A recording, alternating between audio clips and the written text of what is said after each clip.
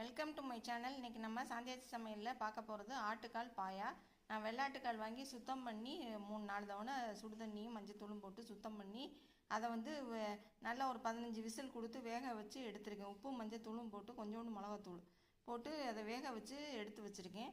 இப்போ நீங்களும் அது மாதிரி பார்த்து எடுத்து வச்சுக்கோங்க. அப்புறம் தேவையான பொருட்கள் நான் வந்து என்னென்ன தேவைன்னு மட்டும் சொல்கிறேன். நீங்கள் அதுக்கு தகுந்த மாதிரி உங்களுக்கு காரத்துக்கு தகுந்த மாதிரி போட்டுக்கோங்க. தனி மிளகாத்தூள், சீரகத்தூள், மஞ்சத்தூள், மல்லித்தூள், இஞ்சி பூண்டு பேஸ்ட்டு, பச்சை மிளகா 2 கீரி வச்சுருக்கேன், மல்லித்தலை, கருவேப்பிலை, அப்புறம் சின்ன வெங்காயம் பொடி பொடியாக நறுக்குனது, தக்காளி பொடியாக நறுக்குனது, அப்புறம் பட்டை, கிராம்பு, ஏலக்காய், சோம்பு தாளிக்கிறதுக்கு, இது வந்து உப்பு, அப்புறம் அரைக்கிறதுக்கு வந்து சோம்பு, கசகசா, தேங்காய், அப்புறம் எண்ணெய் தேவையான அளவு. வாங்கப்போ வீடியோக்குள்ளே போகலாம்.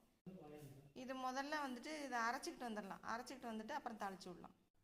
இப்போ எண்ணெய் நல்லா காஞ்சிருச்சு. இப்போ சோம்பு, பட்டை, கிராம்பு போட்டு தாளிச்சிக்கலாம். இப்போ இது கூடவே வெங்காயம், தக்காளியை போட்டு நல்லா ப்ரௌன் கலர் ஆகிறதுக்கு நல்லா வதக்கிக்கலாம். இப்போ இது கூடவே கீரி வச்சுருக்க பச்சை மிளகாயும் போட்டு வதக்கிக்கலாம். இப்போ இந்த டிஷ்ஷுக்கு தேவையான அளவு உப்பு. இப்போ அந்த தேங்காய் விழுதையும் அரைச்சாச்சு. இது தனியாக இருக்கட்டும், கடைசியாக ஊற்றிக்கலாம். இப்போ இது கூடயே கருவேப்பிலையும் போட்டு நல்லா வதக்கிக்கலாம். இப்போ இஞ்சி பூண்டு பேஸ்ட்டையும் போட்டு நல்லா பச்சை வாசனை போக நல்லா வதக்கிக்கலாம். இப்போ இது கூடவே மஞ்சள் தூளையும் போட்டுக்கலாம். இது நல்லா வதங்கிக்கிட்டு இருக்கு. நான் இப்போ வந்து தேவையான பொருட்கள் மட்டும்தான் சொல்லியிருக்கேன். ஆனால் அது அளவு சொல்லலை. உங்களுக்கு தேவையான அளவு போட்டுக்கோங்க, காரத்துக்கு தகுந்த மாதிரி போட்டுக்கோங்க.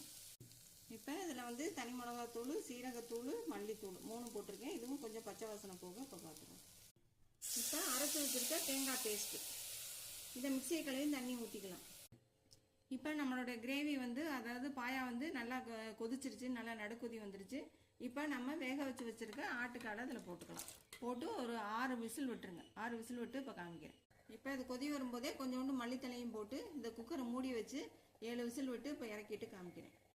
இப்போ பாருங்கள், நம்மளுடைய ஆட்டுக்கால் பாயா வந்து சூப்பராக ரெடி ஆயிடுச்சு.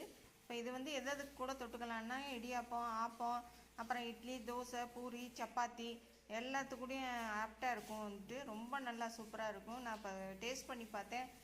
ரொம்ப நல்லா இருந்துச்சு. கொஞ்சம் எனக்கு உப்பு பத்தாமல் இருந்துச்சு. திரும்ப விசில் அடங்கணுன்னு ஒரு கொதி விட்டு இறக்கும்போது கொஞ்சோண்டு உப்பு போட்டுக்கிட்டேன்.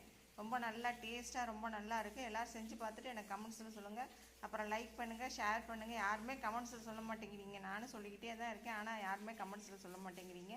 அப்புறம் என்னோடய சேனல் பிடிச்சிருந்தா சப்ஸ்கிரைப் பண்ணுங்கள். தேங்க்யூ.